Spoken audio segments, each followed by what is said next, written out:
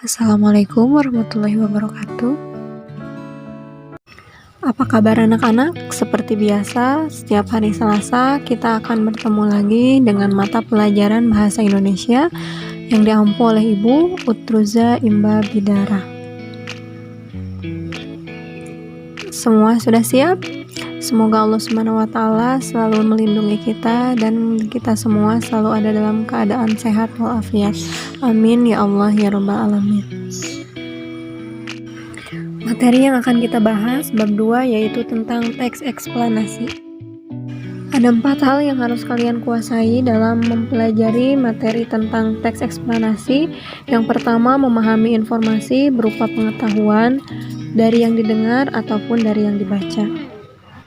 Kemudian yang kedua, menemukan makna tersirat dari teks eksplanasi yang ditulis atau yang dibaca. Ketiga, menyusun bagian-bagian pokok teks eksplanasi. Keempat, menyajikan hasil teks eksplanasi dari rasa ingin tahu, komunikasi, tanggung jawab. Baik, kita lanjutkan pada pembahasan. Pernah melihat aksi ini dalam berita? Coba tebak, disebut aksi apakah ini? Nah, aksi demonstrasi. Tentu kalian pernah melihat langit di malam hari, bukan? Juga pernah melihat fenomena pelangi? Kalian juga pernah mendengar kata biang lala? Apakah itu termasuk pada fenomena alam? Atau termasuk fenomena sosial? Kira-kira apa kaitannya dengan materi teks eksplanasi yang akan kita bahas pada kesempatan kali ini ya? Kata kunci dari teks eksplanasi yaitu fakta, situasi, kejadian atau fenomena, dan ilmiah. Dari keempat kata kunci ini, kita akan lebih mudah mencari pengertian apa itu teks eksplanasi. Teks eksplanasi merupakan teks yang menjelaskan mengenai fenomena alam dan peristiwa dalam kehidupan. Teks eksplanasi ditulis berdasarkan fakta dan juga bersifat ilmiah. Lalu, apa saja tujuan dari mempelajari teks eksplanasi? Yaitu, kita dapat memperoleh pemahaman mengenai latar belakang terjadinya fenomena secara jelas dan juga logis. Selanjutnya, ciri-ciri teks eksplanasi. Yang satu yaitu adanya pernyataan umum. Pernyataan umum artinya suatu pernyataan yang tidak bisa terbantahkan.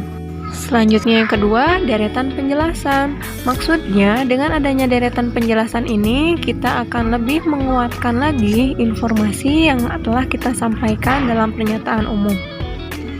Ketiga, interpretasi. Maksudnya apa?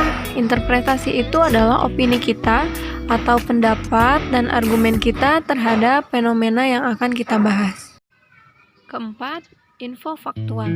Info faktual artinya informasi yang kita sampaikan dapat kita buktikan dengan fakta-fakta yang ada, bukan informasi asal-asalan atau informasi hoaks.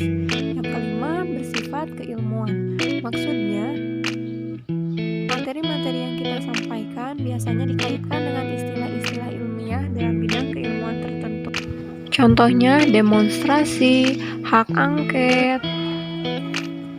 Kalau dalam fenomena alam, contohnya tsunami, erupsi, longsor, banjir, dan lain sebagainya. Sampai sini ada yang mau ditanyakan? Jika sudah paham, kita akan melanjutkan pada contoh teks eksplanasi yang akan kita bahas.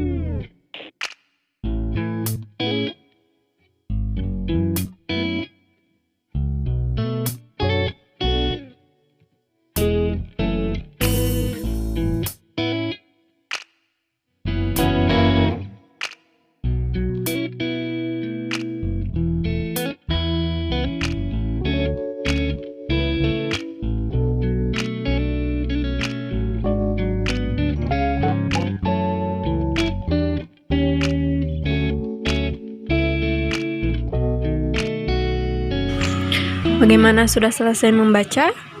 Sekarang ada 2 pertanyaan yang harus kalian jawab. Ke-1, tentukanlah mana yang merupakan pengetahuan, deretan penjelas, dan interpretasi.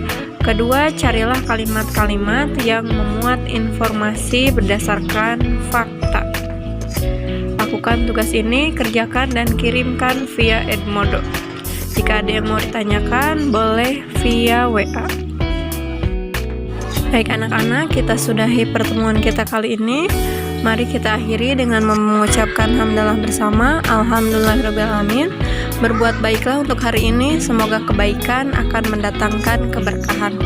Terima kasih, semoga apa yang kita lakukan dapat bernilai ibadah. Wassalamualaikum warahmatullahi wabarakatuh.